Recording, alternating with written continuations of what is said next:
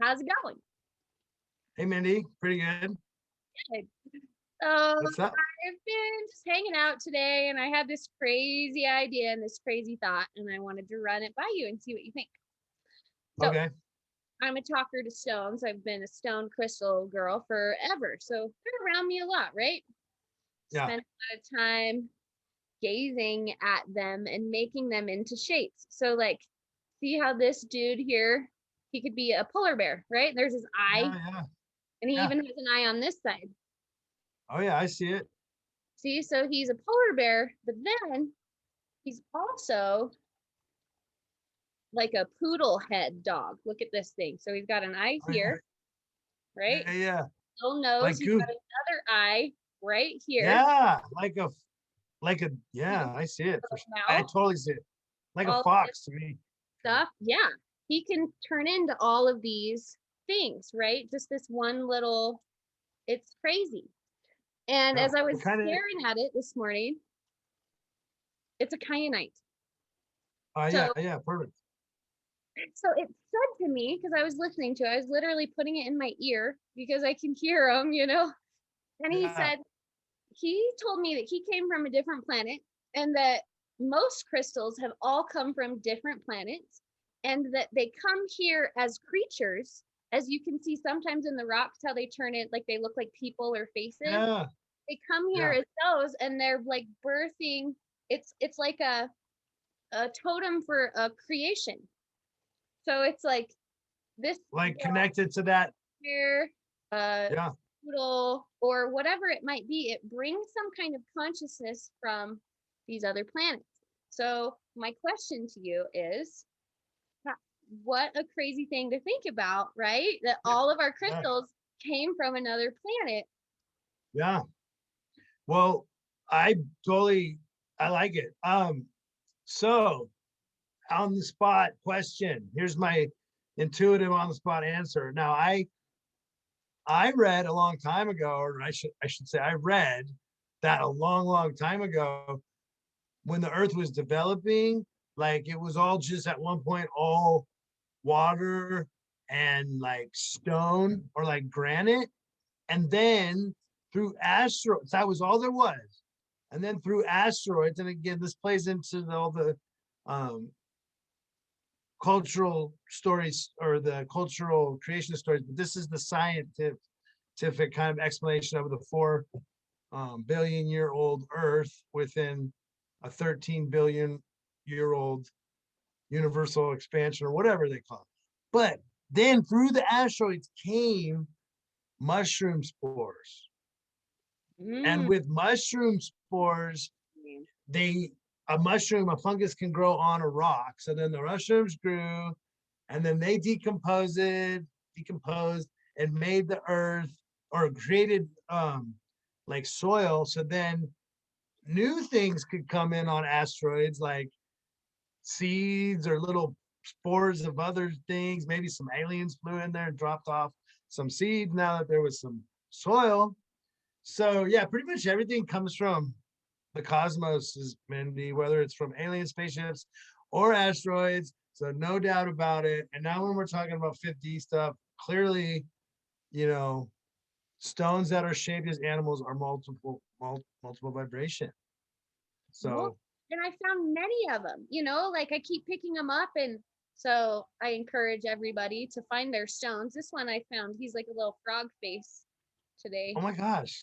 Yeah. Cute, and I've had him forever. He's like my morganite stone, and I was like, "Oh, I'm gonna kiss a frog." Maybe just Okay, so what's the still waiting for yeah? the fucker to show up, but All right, yes. So what does that rock, what does that crystal tell this, you when you put it up to your third eye? Like what's the message that crystal is giving out to us right now?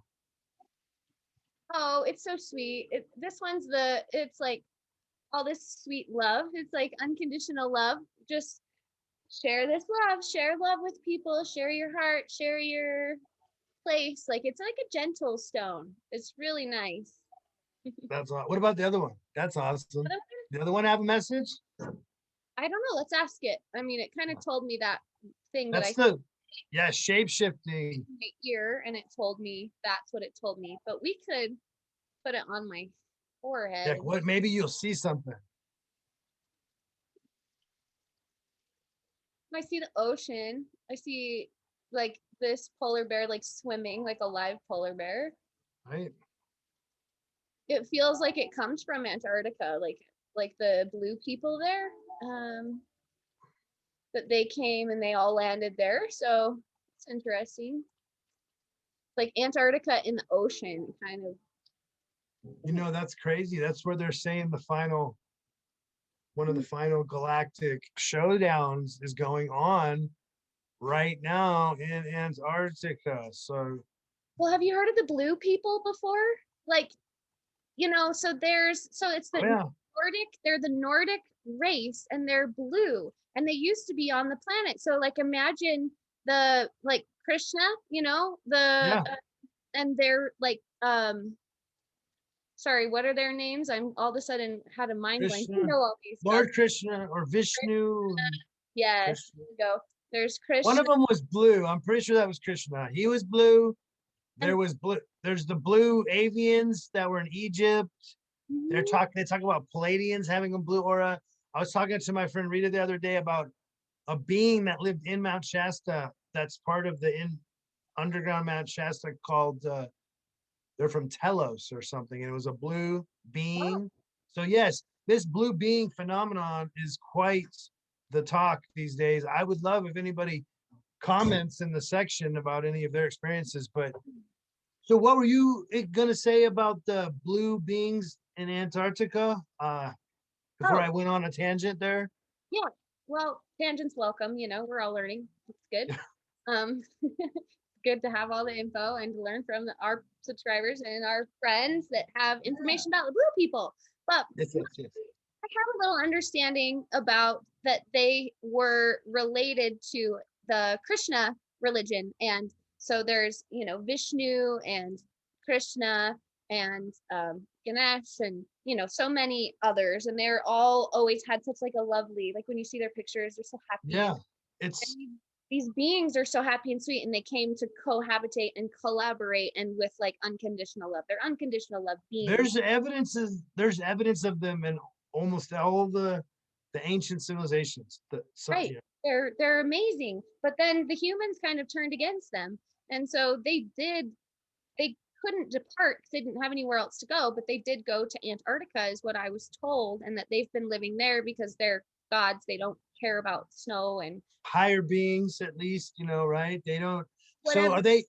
are they in a dimension? Are they in art? Do they go in between dimensions? And you They're can not. still work with them psychically, I've been told, but they won't work Yeah. with humans. But I've had this deep desire to go to Antarctica since I heard that and like be like Say that last part again. It kind of people. yeah.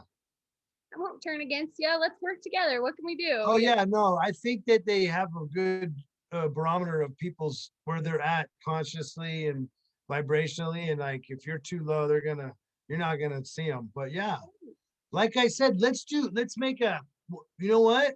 I will call my friend who had a conversation apparently an actual firsthand encounter with a blue being, Oh and wow. so we'll put that into the channel in the Yeah. near future. I'll call her up.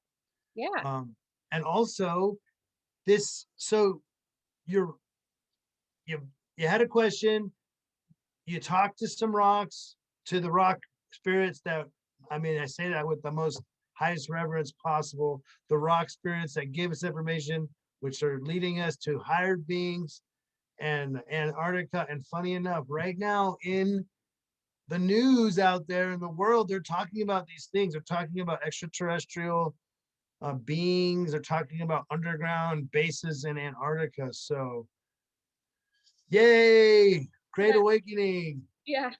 In fact, you and I got a conversation to have about some of that stuff, and we'll be putting that up on the channel too. Yeah, absolutely. All good stuff to talk about. Yeah, keep it going. Keep the Yeah. cosmic conversation flowing. Let's. Okay. Okay, my turn. Okay. All right. So I got the medicine card deck, the medicine card deck, the famous. Whoa. Jamie Sams and David Carson. Anyway, I wanted to pull a couple cards for the GalactiV here, for the energy that we're intending upon bringing in to this channel. And I'm excited to, we got some new guests coming on soon. So, Yeah, I know. you know, it's for the, yeah. it's for like the whole energy. Okay. Just gotta get here. We'll see. We'll see what happens. Maybe it makes sense. Maybe it doesn't. You know how it is. Okay. Oh my gosh. Wow. Okay. Weird. Oh my gosh. So the first card that came out, which is I was only intending on pulling one, it's the Black Panther, which I'm not even familiar with the extension deck, you know, yet too much. Because they had the first one, the first edition that went up to like the butter or to the spider or something, or the butterfly. Anyway, Black Panther came out number one, and then came out in the middle, and then came the next one, which was the snake, which I was like, oh, okay, that is definitely some, that's definitely some power energy right there. So I was like, I'm gonna keep that one. And then it ended off with dolphin, which They're is blue and they communicate in their like interdimensional. exactly, that's what I was gonna say. I'm like, the first thing that came to me was higher being, you know, as the book. The Dogons, or what are they? The Dogons, the Dogon tribe. They said they came and they were dolphins. That was like the first creatures here. Whereas in Yeah, and they like, you know, these are amazing animals. They like save humans from shark attacks. They help birth. Um, they help with underwater birthing with humans. There's incredible. They're higher beings of blue. I mean, this was this is important. I mean, we know what this is all about. You know, this is creative energy. You know, we prefer king snake energy, not rattlesnake energy, not the poison. We like the king snake energy, but the poison's important. It's in just we'll get there. a little bit Yes, of poison, and that's the snake medicine. that's true. Ability to handle the poison is important. You're right. And on that note, why that, yeah, don't even get me started on a different topic. But yes, I was gonna say, remember when we were young and when people had chickenpox, they would just give you a little bit of the poison to heal yourself. Now they give you all these like crazy things in a vaccine, expect us to take it. No thanks. I'll stick with my own nature. But snake was right in the middle. But the first card was the Black Panther. So I want to check that out real quick. Oh, and don't forget that the dolphin in that book, it says it's part of the teachers of children, that higher being consciousness. So 52, Black Panther. And I have to say something about Black Panther real quick. My cat's name is Black Panther, Embracing the Unknown. And this morning I pulled a card and it's Rainbow Jaguar, which they're basically the same power. So like the unicorn of jaguars. And it was like, what does the world need? And it was like Rainbow Jaguar medicine. Yeah. Well, I mean, you saw me. I was just obviously those just came right out like they're supposed to. The first card was Black Panther. Oh, I can't hear you. I couldn't hear you. What'd you say? Embracing the unknown. Embracing the unknown. For the GalactiV. So I think that is a powerful thing. We're like talking about some pretty intense cosmic stuff. Yeah. We're trying to sort out with our discernment what's going on in this great awakening. So embracing the unknown, not afraid to have those conversations, to dig into and dig deep into where, you know, our collective energy takes us, and to remember its creation power, primal creation power. And the result is a higher, you know, we're talking about the blue beings conversation, higher beings. Another thing to add in with the snake, Rich, is also the Kundalini energy that travels up our spines that gets us to access the higher beings and to be able to speak to them. Which also represents our DNA strand. Mm-hmm. So let's not forget. The medical goddess is and with the snake, it's all about shedding the old skin for rebirth, which is kind of what's going on our planet. Osatara.